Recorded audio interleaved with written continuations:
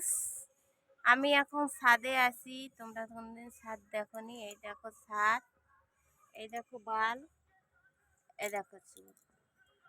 আর তোমরা কোনদিন সূর্য দেখেছো? সূর্য, এই দেখো সূর্য। দেখাতে পাচ্ছি না তো, সব দেখে যাচ্ছে,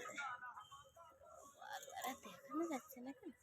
সূর্য কোথায় গেল? গায়েব হয়ে গেছে গো। সরি বন্ধুরা, সরি, খুব সরি। তো তোমাদের আমি অন্য কিছু দেখাচ্ছি। এই দেখো, ওই দেখো গাছ, এই দেখো জাইঙ্গা, ওই দেখো বেড়া, আর এই দেখো লেংটি, আর এই দেখো আমি, এই দেখো আমার নাক। তো আমি আজকে সকাল থেকে উঠে যা করেছি, প্রথমে ঘুম থেকে উঠে এই বাথরুমে চলে গেছি। খুব জোর বাথরুম পেয়ে গেছে, তারপর বমি পাচ্ছি না।